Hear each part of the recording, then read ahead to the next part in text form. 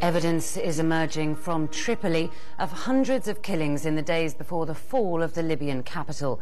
With the centre of Tripoli now mainly quiet, human rights groups have been able to gain access to areas previously too dangerous to enter. There are reports of hundreds of decomposing bodies, with some victims found handcuffed or shackled and riddled with bullets. Our World Affairs editor John Simpson has been to one deserted hospital in the capital where more than 200 bodies have been found.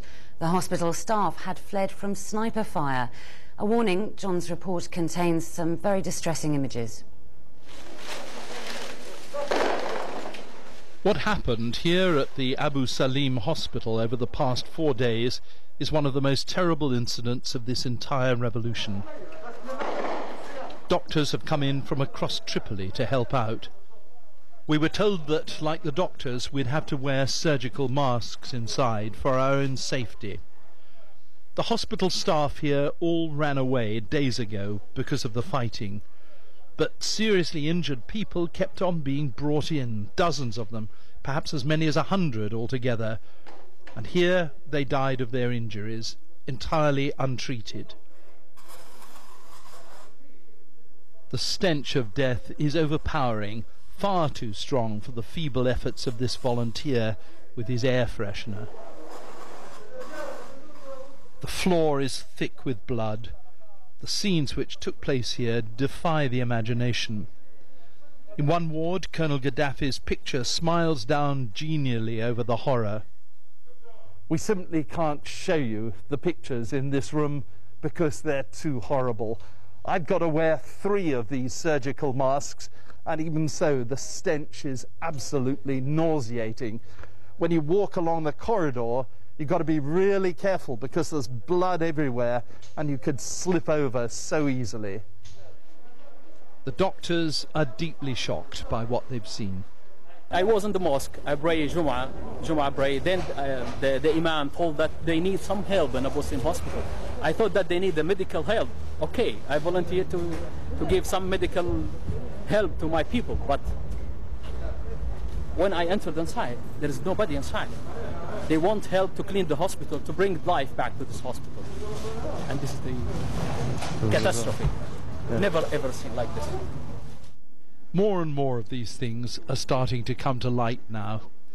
This is the suburb of Gargur, silent and largely deserted.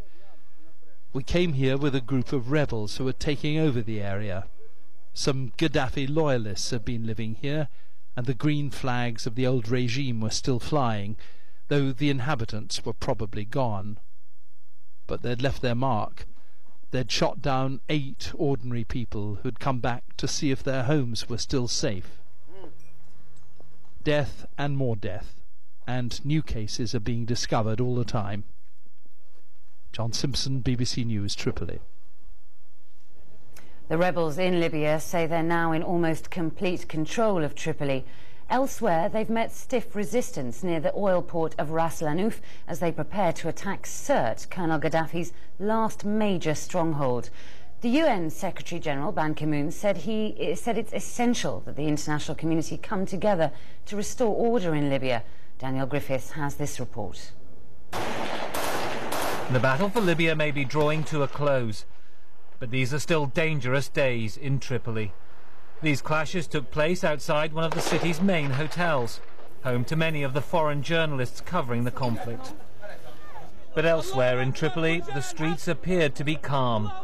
Some people venturing back outside, others attending Friday prayers.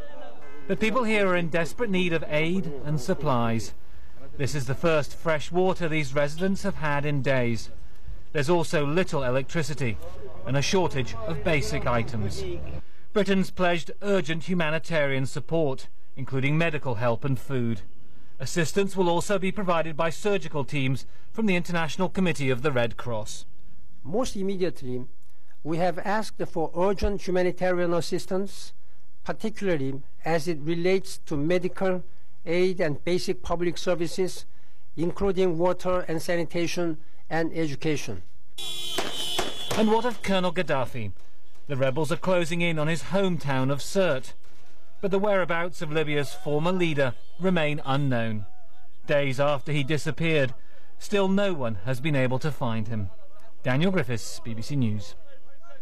With most of the Libyan capital, Tripoli, under opposition control now, the reality that Muammar Gaddafi has been overthrown is beginning to sink in across the country. Those who've been fighting for change for the past 6 months can, for the first time, focus their attention on the post-Gaddafi era. Our correspondent Jonathan Head reports from Misrata, the city which experienced a brutal 5-month siege. We're not able to bring you that report at the moment, but we can speak to Rana Duzan, who is a 21-year-old resident of the capital, Tripoli. She's co-founder of Libya Girls Speak Out, Tripoli Girls Speak Out. Rana, thanks for joining us. First, can you tell us the latest in the capital? What's it like in your neighbourhood? It has been really quiet for the past 2 days. People are not celebrating as much as they did the first 3 days. There are some checkpoints every 25 meters made by the rebels to ensure safety for their residents. Okay, so there's man-made checkpoints. Do you feel safe, or has there been any looting, including from the rebels who've arrived in the capital? Yeah, of course. For the first time in 6 months, we actually sleep safe, and we go out safe, and we go out happy and excited, and we just see the rebels all around. They're so optimistic, and they just give your spirits happiness, and then you're just excited about what's going to come and happen next.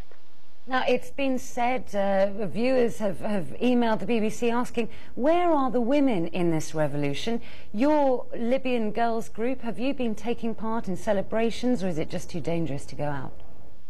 It's still too dangerous to go out because it's not completely free. As you said earlier, they still have control over the airport.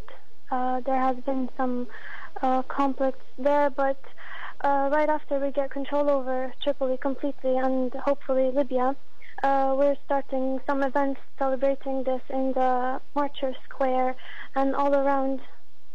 What's happening in your neighbourhood or in families that you know which were perhaps split, where some people were still supporting Colonel Gaddafi and now they have to live together for a new Libya? In my area we don't have any of those, but the areas they have it. They just sit at home right now. Some of them still think they're gonna win. Some of them, they just became rebels and they're now standing in the checkpoints with the real rebels.